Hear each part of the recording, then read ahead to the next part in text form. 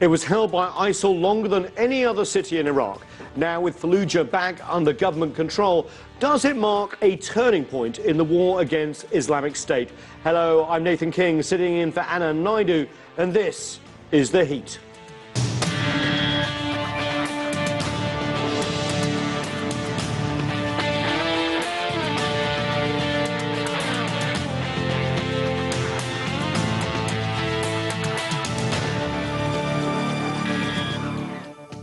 It was once home to 300,000 people, the center of radical Sunni Islam and the military stronghold under Saddam Hussein.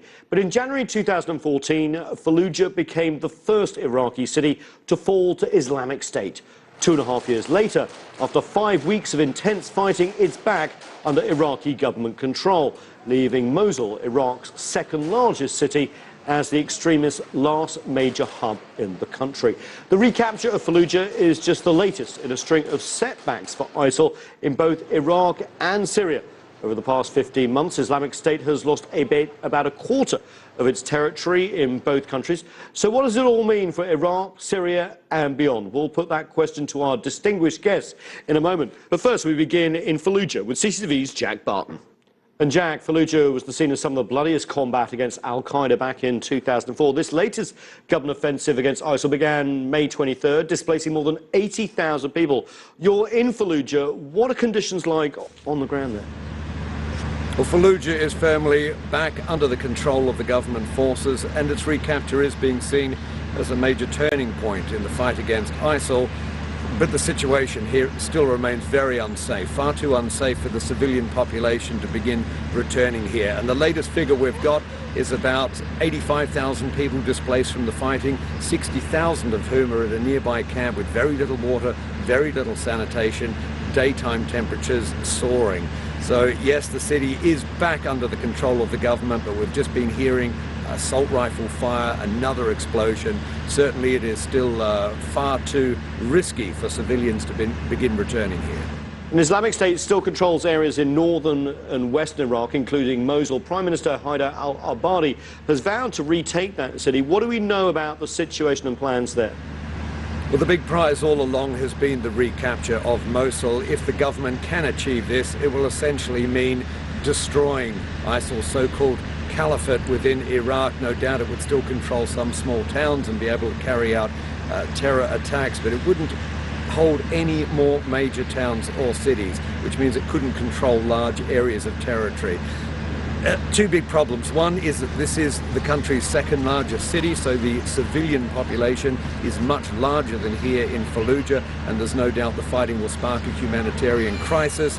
The other is the deep distrust between the Shiite militias, the Sunni militias, and the Iraqi army, and add into that mix in the north the Kurdish Peshmerga. Now, they did manage to overcome those differences in the end here in Fallujah. It will remain a test, though, in the north in Mosul, and that will be key to recapturing that city. Thanks, Jack. Now with CCTV's Jack Barton reporting from Fallujah. Joining us now from London is Mufarraq al-Rubai. Among his many posts, he's served as Iraq's first national security advisor following the fall of Saddam Hussein. Thanks so much for joining us from London. First question, of course, has to be, how significant do you think the retaking of Fallujah is in the battle against ISIL? I think it's pivotal to regain the control of Fallujah for the Iraqi security forces and for the popular mobilization forces as well, because it has a symbolic significance. It's like the moral moral capital of, if you like, terrorism and terrorists in general, in Iraq in particular, and in the Middle East in general.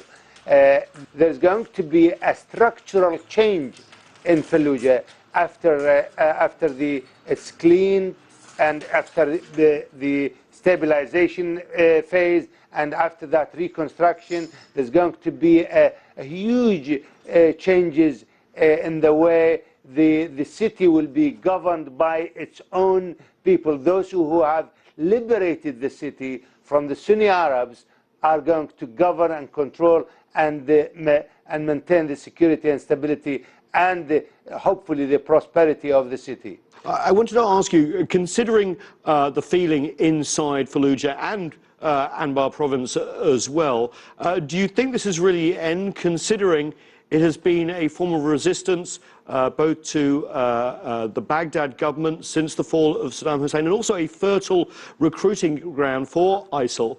Is there not going to be a vacuum there? There won't be any vacuum, I believe. There are still pockets of resistance, whether in some of the suburbs of Fallujah and other parts of Al-Anbar in general, especially near the borders with Jordan and Syria.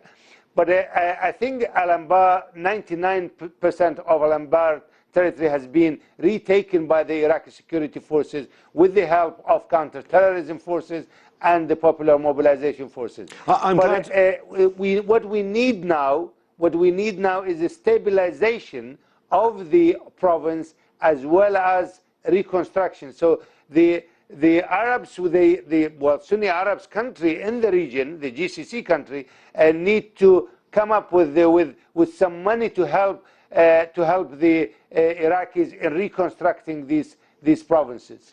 There has been a significant humanitarian cost to the retaking Fallujah. It took a lot longer than the government in Baghdad thought. And also, as you said, with the help of militias as well, some of them Shiite. There have been reports of reprisals, torture, killings as well. Does that not exacerbate the divide in Iraq that's already there?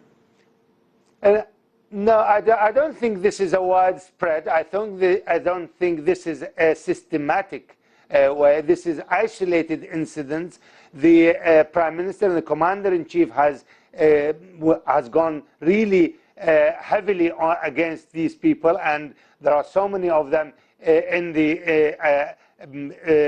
prison, and they're going to appear in courts. So I believe these human rights violation, it happens in any war, whether it's among the Iraqi security forces or popular mobilization forces or special forces.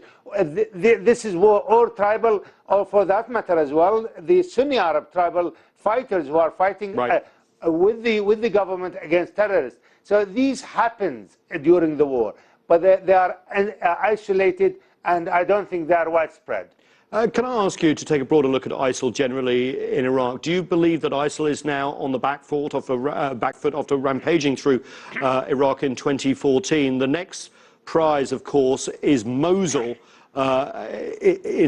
towards the north. Can that be retaken in a similar fashion, or is that going to be much more difficult? I believe ISIS is on the run now, and Iraq has regained more than 60% of the territory ISIL has taken in June 2014. Now, ISIL has been regressing to their own, if you like, hardcore places like Mosul and Fallujah, which they have lost recently.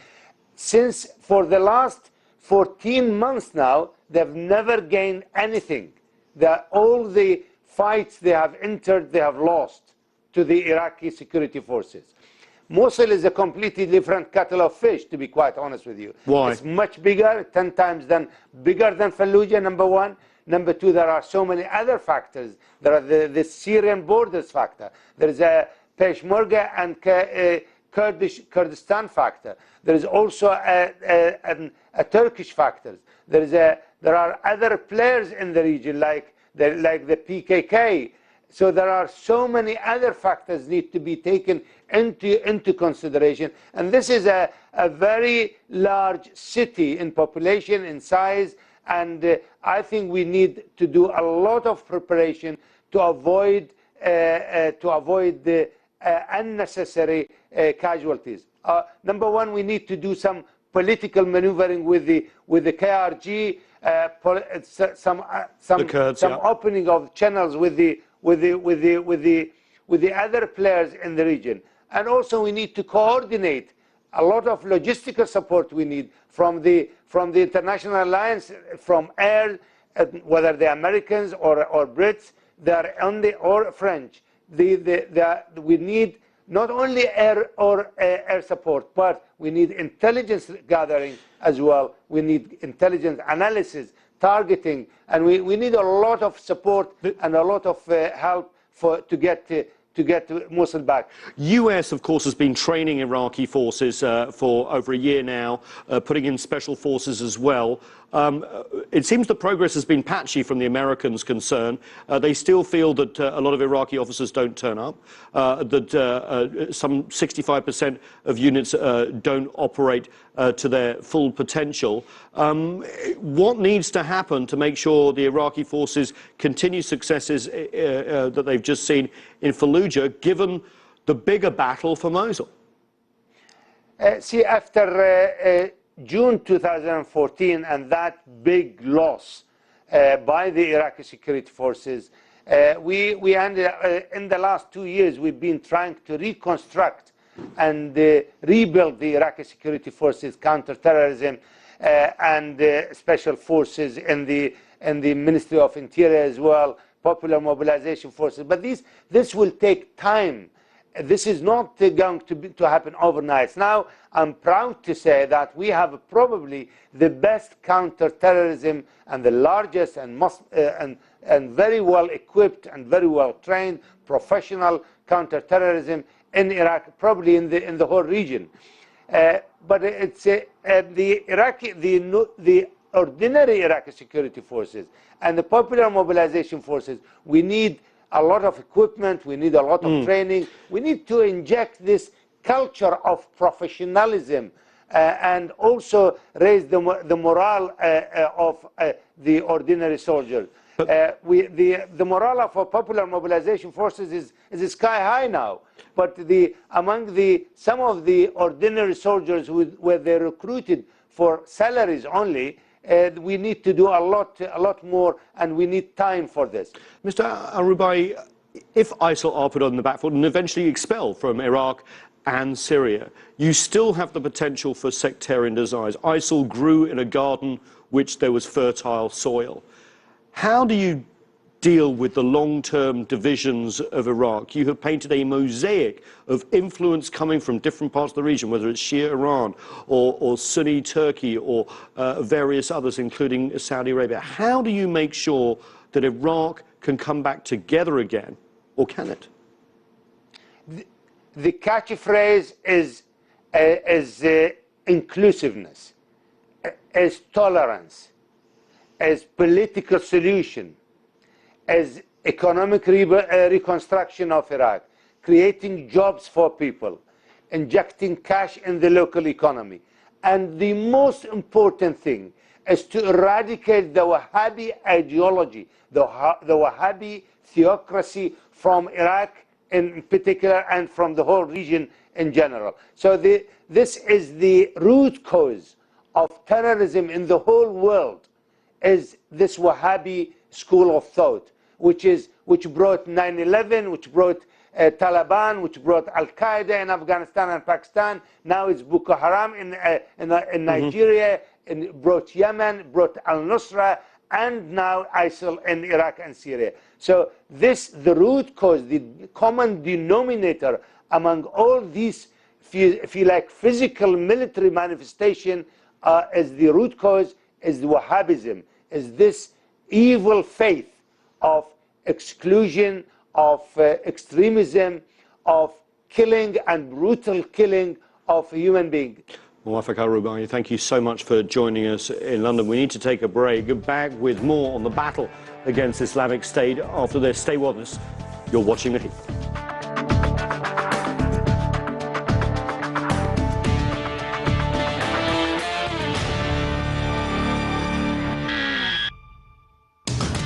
Welcome back. We're talking about the war against Islamic State in Iraq and beyond.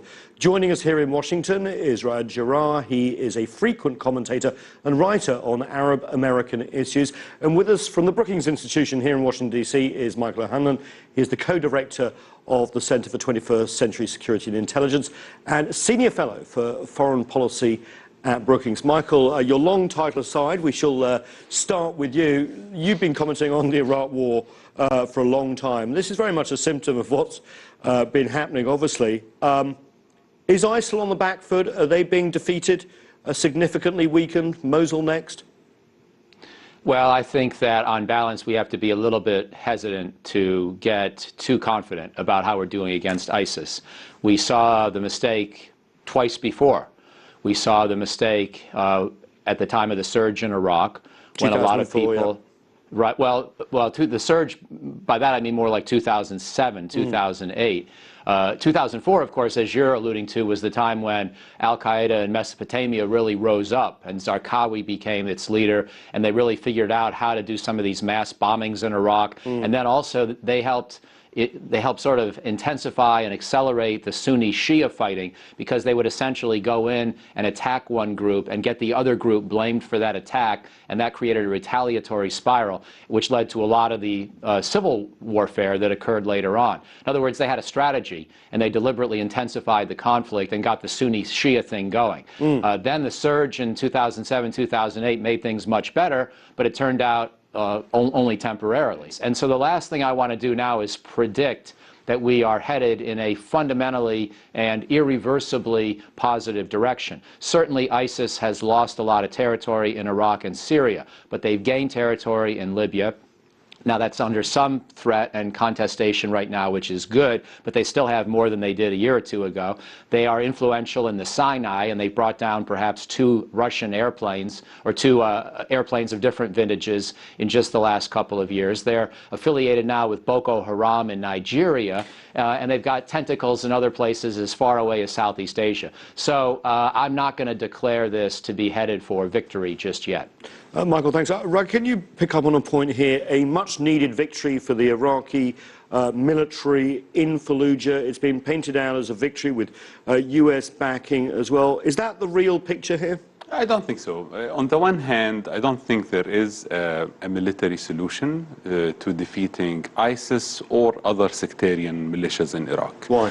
Because it's a political and social and cultural issue at this stage.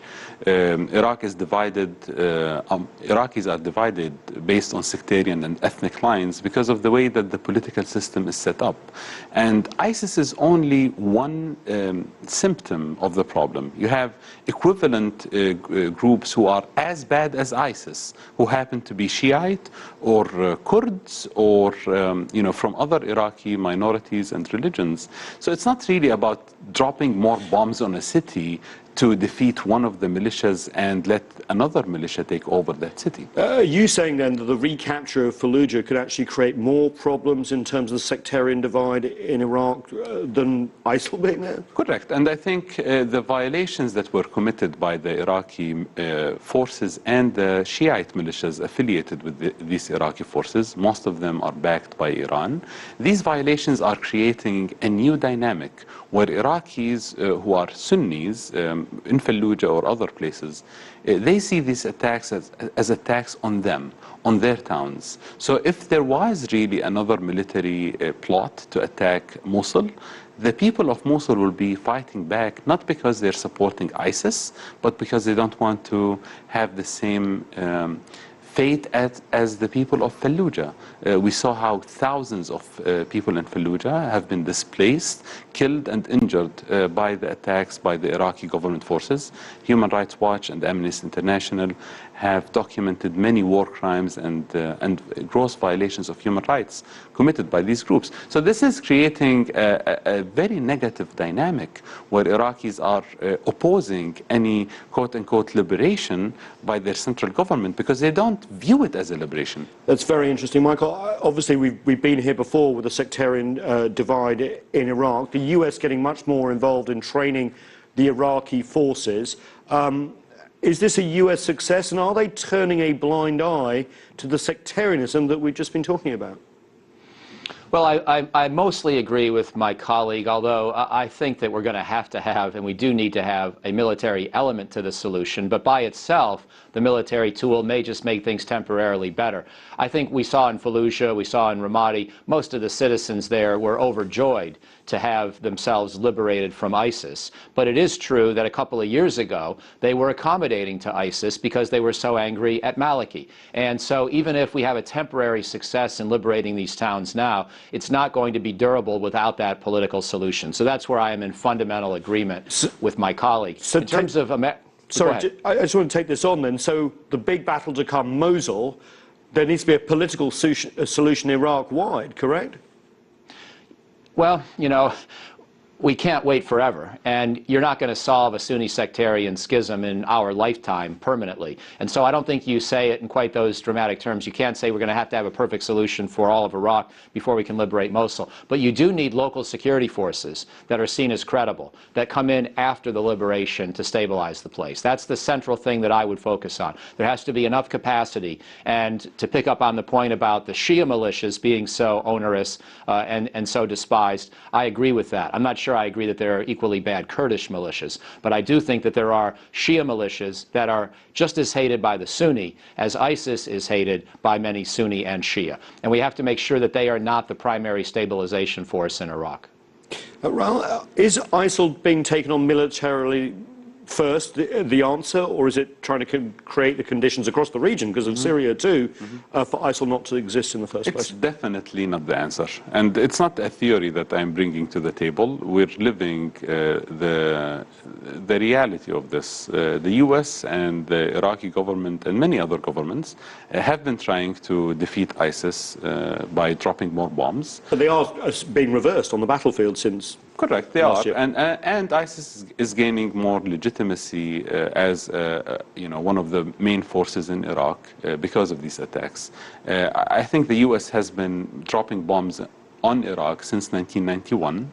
It's been 25 years now. With the no-fly zones, and then of course there are the war. different phases for dropping bombs and different enemies that we have dropped bombs on, but we don't have evidence that dropping more bombs will eliminate extremism or push Iraq towards more modernity or stability. So this theory of change, that we can drop more bombs and make Iraq more moderate or more stable, has been tested for quarter a century now. I disagree with the premise of it, and I think there is a way out in our lifetime. I disagree that this is like a long sectarian war that will not see the end of it. So what is it? It's the sectarian division started when the US invaded Iraq. It can end in our lifetime if there was a serious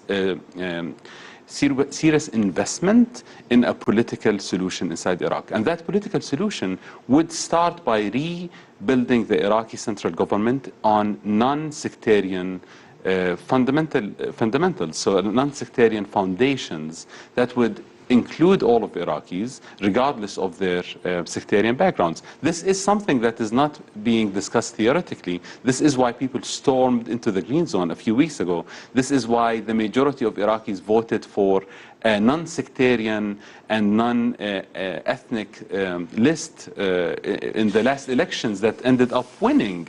So I'm saying there is actually a majority of Iraqis who are willing to move in that direction. And that is the direction that will eliminate sectarian militias, whether they were Sunnis or Shiite, eliminate the reasons why these militias exist, rather than drop bombs on them. Interesting, Michael. A lack of Iraqiness, blamed largely on the American invasion and the aftermaths. We're seeing this across the region, of course, with the results of the so-called Arab Spring as well. Is that right, to take on and try and rebuild the nation, the nationalities, the national pride in Iraq and elsewhere as an antithesis to ISIL, which of course is very much religious-based?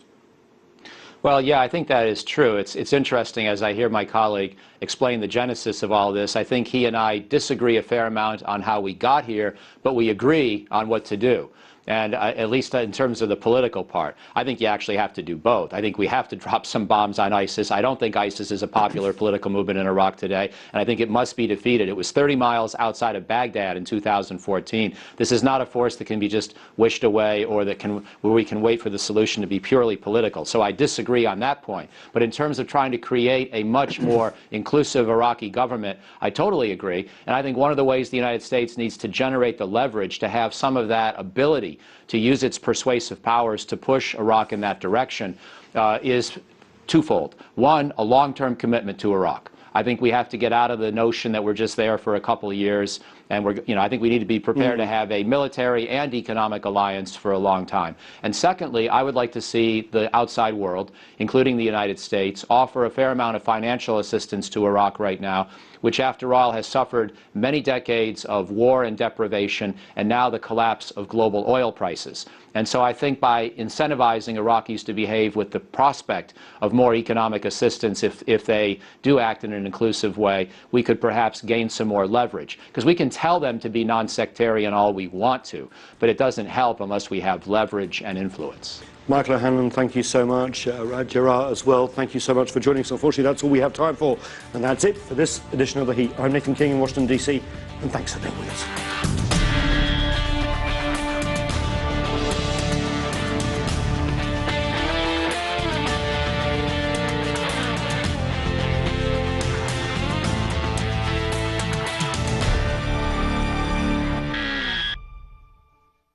Hello, I'm Arnold Naidu in Washington, D.C., and this is The Heat. The Heat, the international talk show from CCTV America. In-depth debate. It is of the utmost important that Greece remains on a path of recovery. Strong opinions.